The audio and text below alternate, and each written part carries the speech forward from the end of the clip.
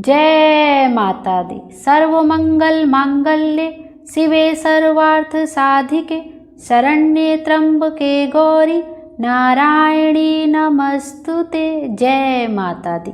आप सब भी कमेंट में माता रानी की जय अवश्य लिखिएगा। आइए आज के वीडियो में हम श्री दुर्गा सप्तशती के तीसरे अध्याय सेनापतियों सहित महिषासुर का वध का श्रवण करेंगे। अभी तक हमने श्री दुर्गा सप्तशती के पहले व दूसरे अध्याय का श्रवण किया है। आइए अब हम सब मिलकर तीसरे अध्याय का ध्यान पूर्वक श्रवण करते हैं। महर्षि मेधा ने कहा, महिषासुर की सेना नष्ट होती देखकर उस सेना का सेनापति चुचुर क्रोध में भर देवी के साथ युद्ध करने के लिए आगे बढ़ा। वह देवी पर इस प्रकार बाणों की वर्षा करने लगा मानो सुमेरु पर्वत पानी की धार बरसा रहा हो। इस प्रकार देवी ने अपने बाणों से उसके बाणों को काट डाला तथा उसके घोड़ों व सारथी को मार दिया। साथ ही उसके धनुष और उसकी अत्यंत ऊंची ध्वजा को भी काट कर नीचे गिरा दिया। उसका धनुष कट जाने के पश्चात उसके शरीर के अंगों को भी अपने बाणों से बींध दिया। धनुष, घोड़ों और सारथी के नष्ट हो जाने पर वह असुर ढाल और तलवार लेकर देवी की तरफ आया। उसने अपनी तीक्ष्ण धार वाली तलवार से देवी के सिंह के मस्तक पर प्रहार किया और बड़े वेग से देवी की बाएं भुजा पर वार किया, किंतु देवी की बाएं भुजा को छूते ही उस दैत्य की तलवार टूटकर 2 टुकड़े हो गई। इससे दैत्य ने क्रोध में भरकर शूल हाथ में लिया और उसे भद्रकाली देवी की ओर फेंका। देवी की ओर आता हुआ वह शूल आकाश से गिरते हुए सूर्य के समान प्रज्वलित हो उठा। उस शूल को अपनी ओर आते हुए देखकर देवी ने भी शूल छोड़ा और महाअसुर के शूल के 100 टुकड़े कर दिए और साथ ही महाअसुर के प्राण भी हर लिए। चिछुर के मरने पर देवताओं को दुख देने वाला चामर नामक दैत्य हाथी पर सवार होकर देवी से लड़ने के लिए आया और उसने आने के साथ ही शक्ति से प्रहार किया, किंतु देवी ने अपनी हुंकार से ही उसे तोड़कर पृथ्वी पर डाल दिया।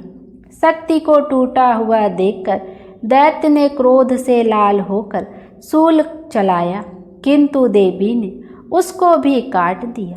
इतने में देवी का सिंह उछलकर हाथी के मस्तक पर सवार हो गया और दैत्य के साथ बहुत ही तीव्र युद्ध करने लगा। फिर वह दोनों लड़ते हुए हाथी पर से पृथ्वी पर आ गिरे और दोनों बड़े क्रोध से लड़ने लगे।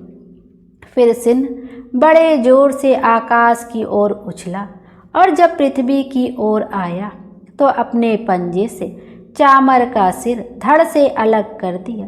क्रोध में भरी हुई देवी ने शिला और वृक्ष आदि की चोटों से उदग्र को भी मार दिया।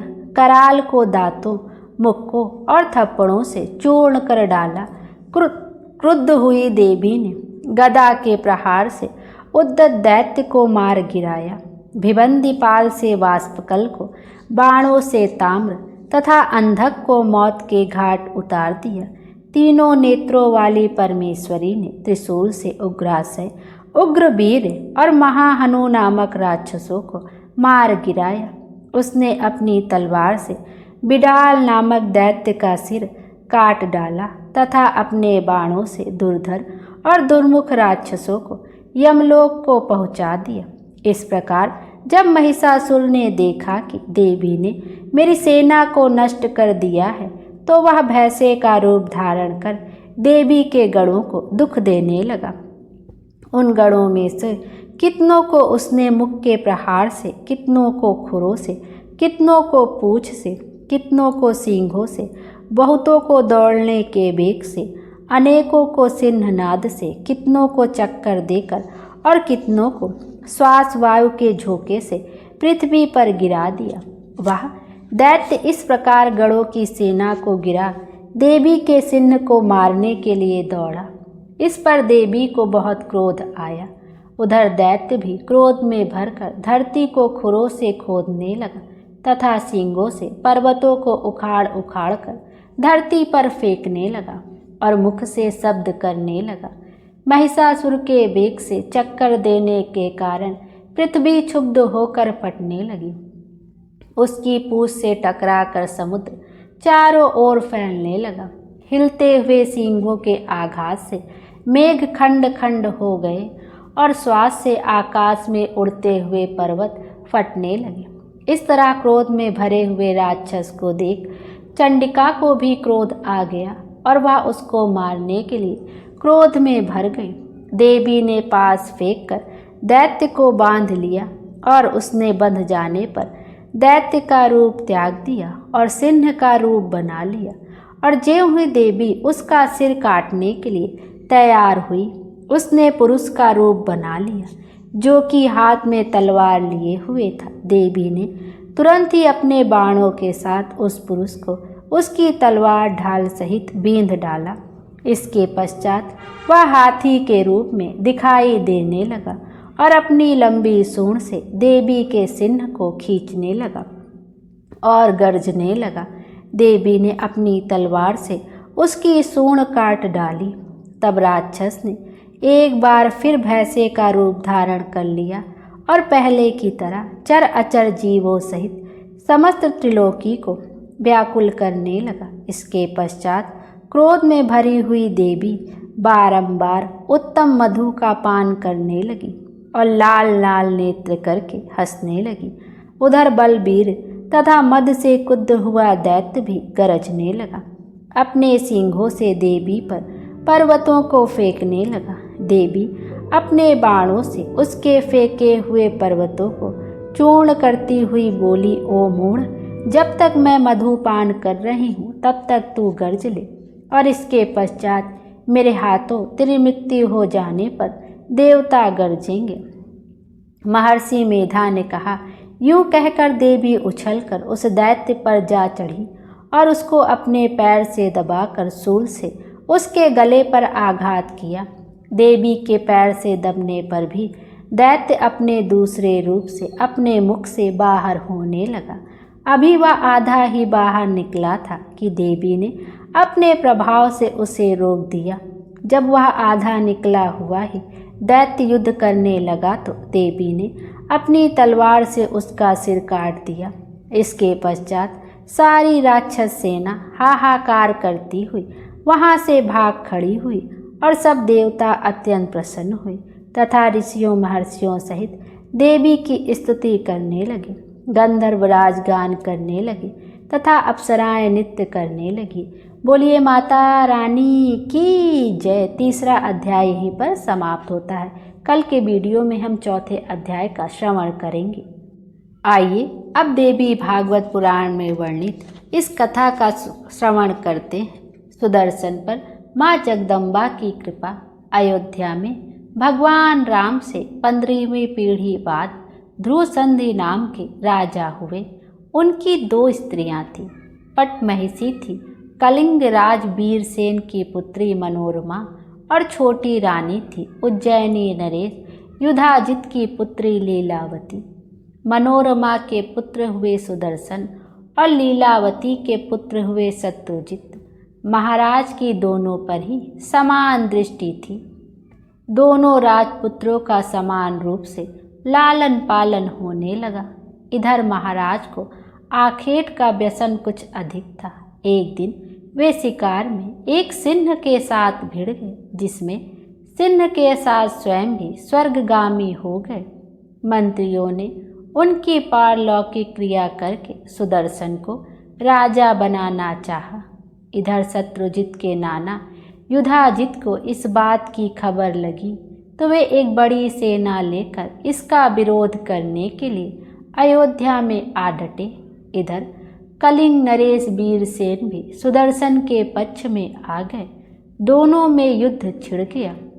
कलिंगपति मारे गए। अब रानी मनोरमा डर गई।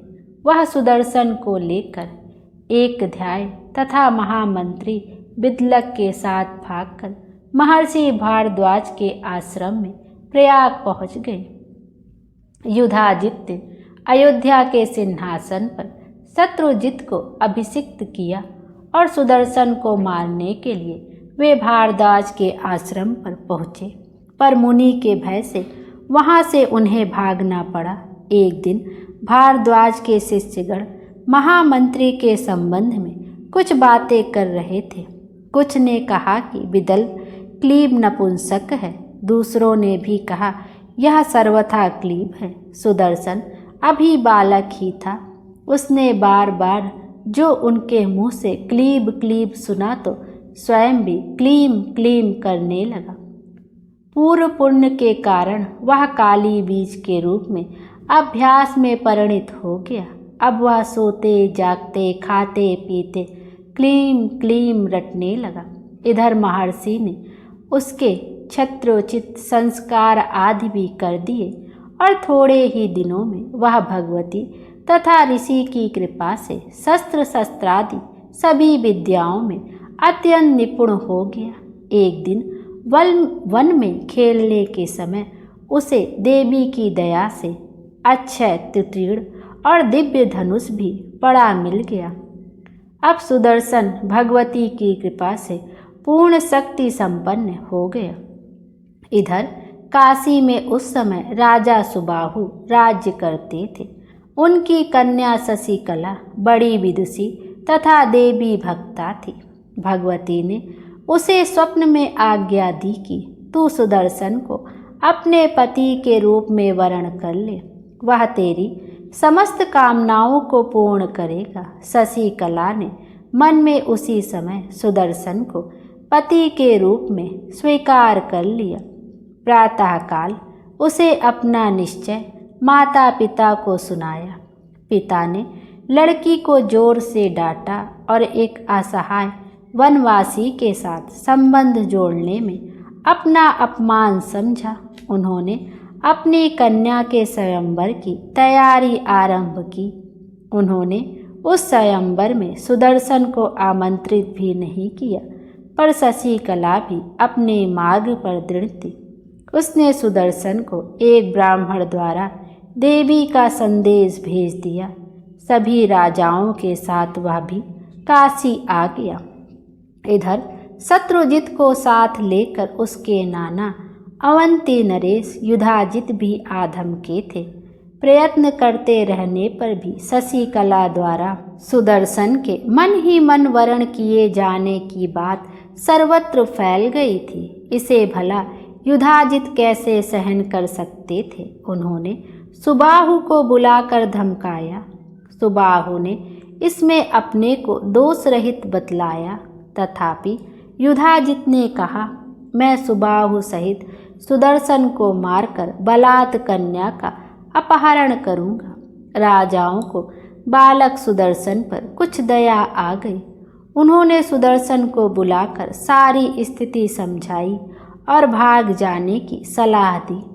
सुदर्शन ने कहा, यद्यपि ना मेरा कोई सहायक है और ना मेरे कोई सेना ही है, तथापि मैं भगवती के स्वप्नगत आदेशानुसार ही यहाँ स्वयंवर देखने आया हूँ। मुझे पूर्ण विश्वास है कि वे मेरी रक्षा करेंगी। मेरी ना तो किसी से शत्रुता है और ना मैं किसी का अकल्याण ही चाहता हूँ।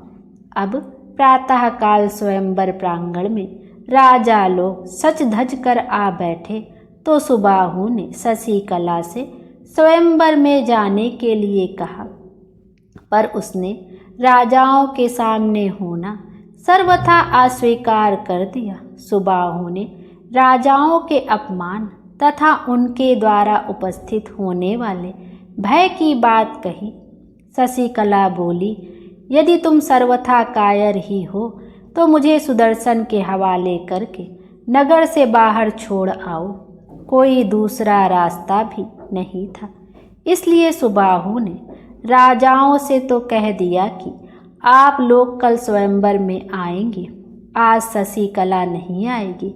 इधर रात में ही उसने संक्षिप्त विधि से गुप्त रीति से सुदर्शन से शशिकला का विवाह कर दिया और सवेरा होते ही उन्हें पहुँचाने जाने लगा। युधाजित को जब इस बात की खबर मालूम हो गई, वह रास्ते में अपनी सेना लेकर सुदर्शन को मार डालने के विचार से स्थित हुआ। सुदर्शन भी भगवती का स्मरण करता हुआ वहां पहुंचा। दोनों में युद्ध छिड़ने ही था कि भगवती साक्षात प्रकट हो गई। युधाजित की सेना भाग गई। युधाजित अपने नाती शत्रुजित के साथ खड़ा रहा। परा अम्बा जगजननी ने सुदर्शन को वर मांगने के लिए प्रेरित किया। सुदर्शन ने केवल देवी के चरणों में अविरल निश्चल अनुराग की याचना की, साथ ही काशीपुरी की रक्षा की भी प्रार्थना की। सुदर्शन के वरदान स्वरूप ही दुर्गा कुंड में स्थित हुई परा अम्बा दुर्गा वाराणसीपुरी की अद्यावधि रक्षा कर रही हैं। बोलिए माता रानी की जय। यह कथा देवी भागवत पुराण में वर्णित है। इस कथा को सुनने से हमें जीवन में मंगल ही मंगल होता है और जैसे माता सुदर्शन पर कृपा की वैसे ही सब पर करें। बोलिए माता रानी की जय। माता रानी हम सब की मनोकामना पूर्ण करें और हमारे जीवन को खुशियों से भर दे। Thank you.